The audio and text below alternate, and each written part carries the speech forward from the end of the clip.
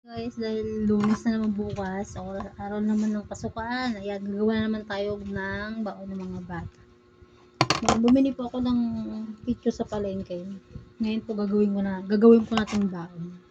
Gagawa po tayo ng chicken nuggets. Bali, gagawin po natin, tatanggalin natin yung balat.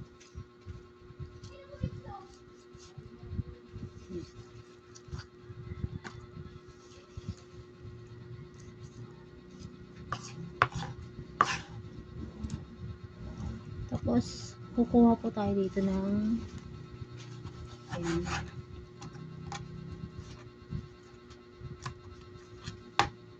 Bali po itong gagawin po natin chicken nuggets ay gigilingin po natin itong picture. Dahil meron naman itong konting buto, pwede natin yan mapakinabangan yan mamaya. Gagawin po natin yung tinola. Para naman po hindi masayang yung buto ng manok. Yan, ganito po may natira. Gawin po natin yung tinola mamaya. Mahirap po pag ganitong meron tayong pinapaaral sa tuwing umaga kasi kailangan po natin yung gumising ng maaga. Para po sa kasuhin ng ating mga estudyante. Dahil pag sila naman po pag nakapagtapos na, kahit pa paano naman siguro ay maabot-abutan din kayo, hindi po ba? Mga mami, ayan. Mas masarap pa kasi pag gumawa ka ng chicken nugget yung sarili mong gawa. Kasi kapag sarili mong gawa, alam mo yung templa. Yung tamang templa, mga ganun. Tapos alam mo yung lasa, kung masarap o matabang, ganun. Yan po, tapos na po siyang hiwain. Ngayon ito naman po, hihiwain natin ito para gawin po natin yung tinola. Ito mga may ating ginawang hiniwa po natin Ngayon naman po hatiin po natin ganyan. Ito pwede rin pong hindi na yan gigiling. Dahil dalawang klase po ang gagawin natin luto sa manok. Pwede naman pong pag ganito na lang hiwa, maliliit siya. Pwede naman pong giniling tapos gawin natin nuggets. Chicken nuggets. Para po makatipid tayo sa baon ng bata araw-araw yan. Dahil dalawa na po yung estudyante ko ngayon, kailangan po natin gumawa ng babaunin nila. Kasi mas magastos po yan kapag sa eskwela yung binibili kasi napakamahal po ng bilihin sa eskwelahan. Sa totoo lang po.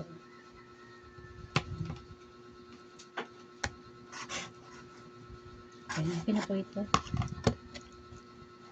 Yung kaina. Gawin natin chicken nuggets. Nagilid na yung carrots at saka manok. Ngayon naman ang gagawa natin. Lalagyan natin yan ng pampalasa. Guys, lalagyan po natin ng 1 cup na harina. Ng 1/2.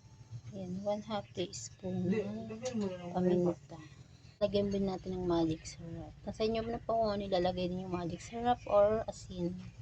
Yan. Pag alam niyo pong matabang, pwede niyo yung dagdagan.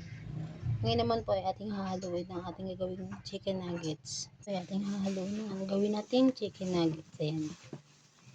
Dahil po school days na, kailangan na ng baon ng mga bata, kailangan po natin magtipid. Yan, gagawa tayo ng chicken nuggets homemade.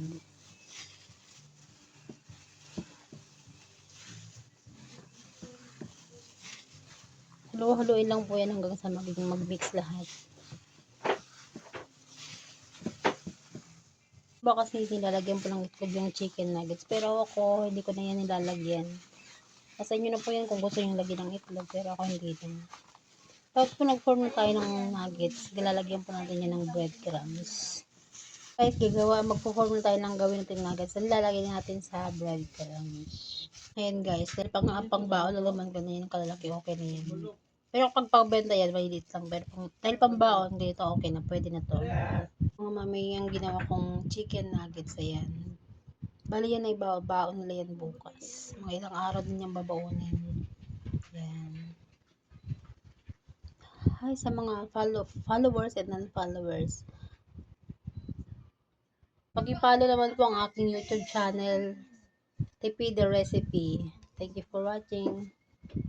Please like and share my YouTube channel. Ngayon naman ay gagawa tayo ng tuna nuggets. Nilagay tayo ng 1 cup na corns on beef flour. 1 cup na flour. Then, maglalagay tayo ng paminta. Lagay tayo ng paminta. Yung paminta, depende na po sa inyo. Hindi ko na yung sinukat. Ayan.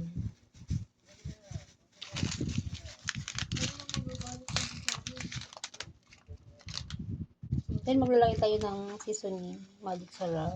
Depende po sa inyo kung ano lalagay nyo. Asin or ginisa mix.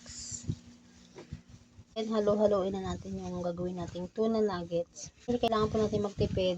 Tayo na po yung gagawa ng homemade. Para po makatimid tayo ng baon ng mga estudyante natin. Tayo na po yung gagawa ng paraan. Para po makaless sa gastusin sa ulam. Tayo na po yung make sure nyo pwede na natin kung gagawa ng tuna nuggets. Baon ng mga ating estudyante. Yan. Namin gagawa na po tayo ng magpo-form na po tayo ng bola-bola. Pwede naman pong bola-bola nuggets, pwede naman pong pa-square. Para po maraming gagawin ninyong nuggets. Pag kayo po yung sariling gagawa, litan lamang po ninyo para marami po yung kinalabas.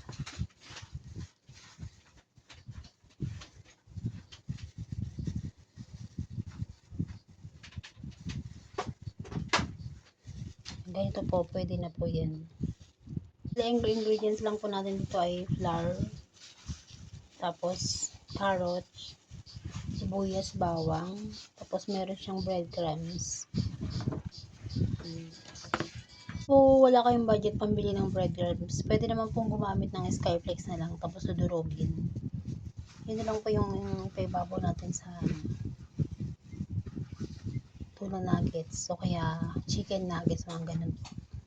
Yung tuna nuggets yan, tapos na siya. Ngayon naman palalagay po natin yan sa freezer para tumigas. Mas maganda kasi iluto yan pagka medyo matigas siya. Mas crispy siya pag naluto.